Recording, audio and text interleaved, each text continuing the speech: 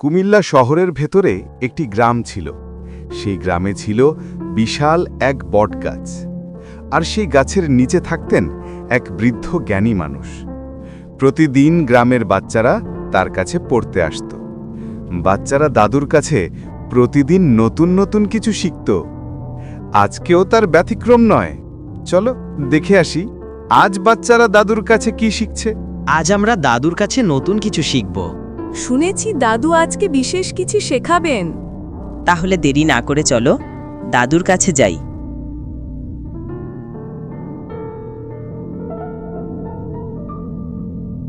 তারপর সকল বাচ্চারা দাদুর কাছে গিয়ে বসল। আজ আমি তোমাদের গজলের মাধ্যমে কিছু শিক্ষা দেব। শোনো মন দিয়ে, এতে শুধু সুর নেই, আছে জ্ঞান আর ভালোবাসা। ألف باء تاء ثاء جيم حاء خاء دال دال را ساء سين شين صاد ضاد طاء ضاء عين غين فاء قاف كاف لام ميم نون هاء واو ياء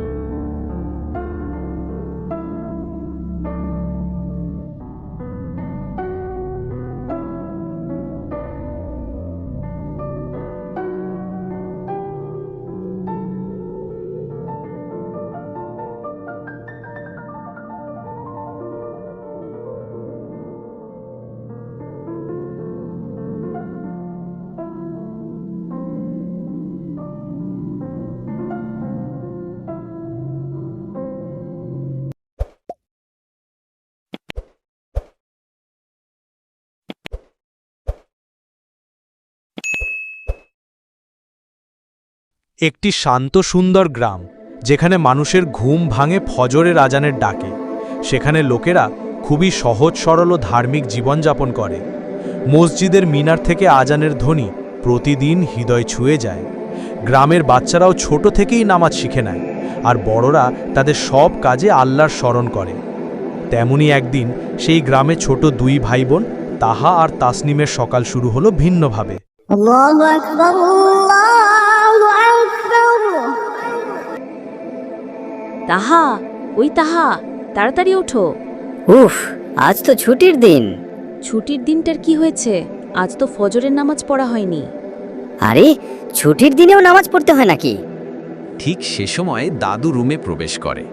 দাদু হাসি মুখে বলে, ছুটির দিন তো কি হয়েছে, নামাজের জন্য কোনো ছুটি হয় না দাদু ভাই। তাহা, দাদু তো ঠিকই বলছেন। ঠিক আছে, তোমরা যাও, আমি উঠতাছি।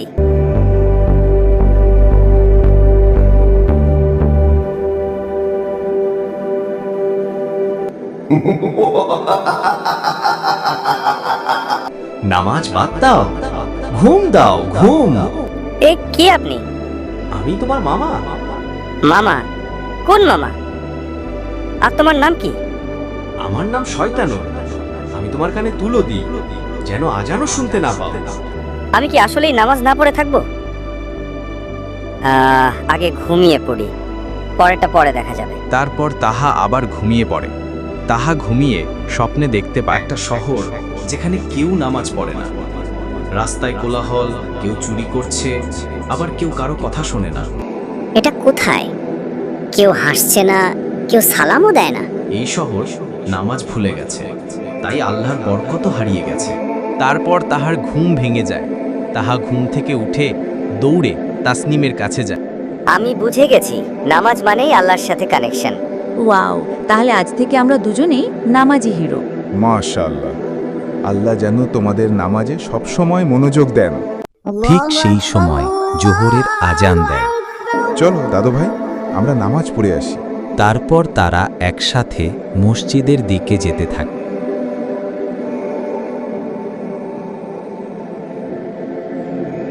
ও, সবাই একসাথে কাঁধে কাঁধ মিলিয়ে দাঁড়িয়েছে। দাদু, এই একতা দেখে আমার মনটা খুশি হয়ে যাচ্ছে। এটাই নামাজের সৌন্দর্য, সবাই সমান, সবাই ভাই ভাই। মসজিদ থেকে বের হওয়ার সময় আবার শয়তানও এসে বলে, আচ্ছা মসজিদে এত ভিড়, আবার কত গরম, এর থেকে তুমি বাড়ি গিয়ে খেলা করলে কিছুটা আনন্দ পেতে। তুমি ঠিকই বলেছ, কিন্তু মসজিদে গরম লাগলেও নামাজের ভেতরে একটা আনন্দ আছে, আর আমি তো নামাজের হিরো হতে চাই।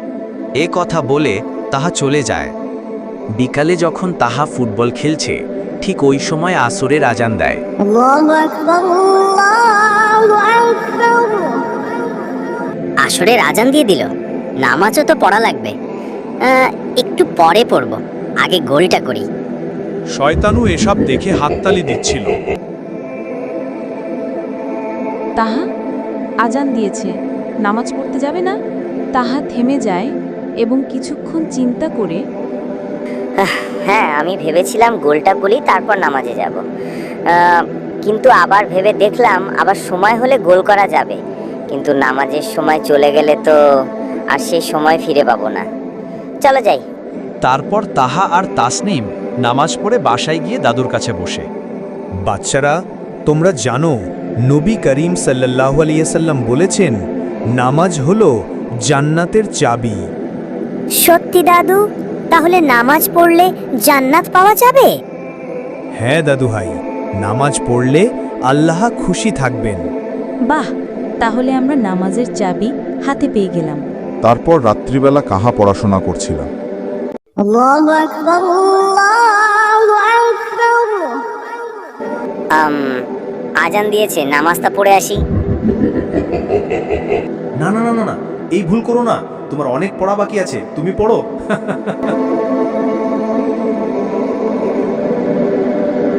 তাহা, আজান হলো, চলো নামাজ পড়ি। আগে পড়াশোনা করি, নামাজ পরে হবে। না তাহা, নামাজ ছাড়া পড়াশোনায় বরকত নেই।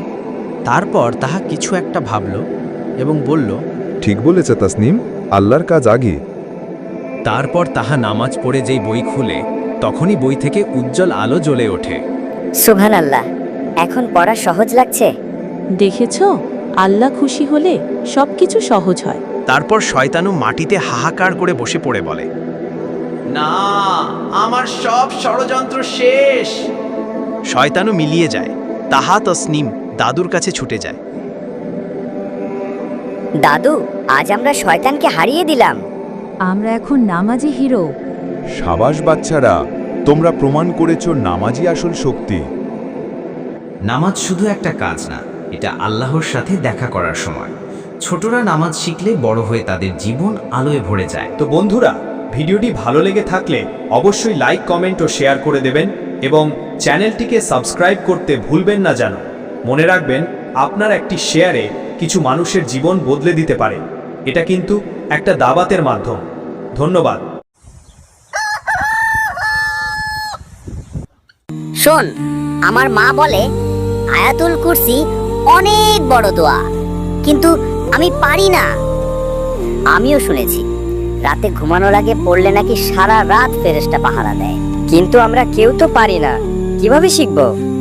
আসসালামু আলাইকুম বাচ্চারা, তোমরা কি আয়াতুল কুরসি পড়তে পারো? না হুজুর, আমরা পারি না। ঠিক আছে, আমি তোমাদের শিখাচ্ছি, ভালো করে শুনো। أعوذ بالله من الشيطان الرجيم. بسم الله الرحمن الرحيم. الله لا إله إلا هو الحي القيوم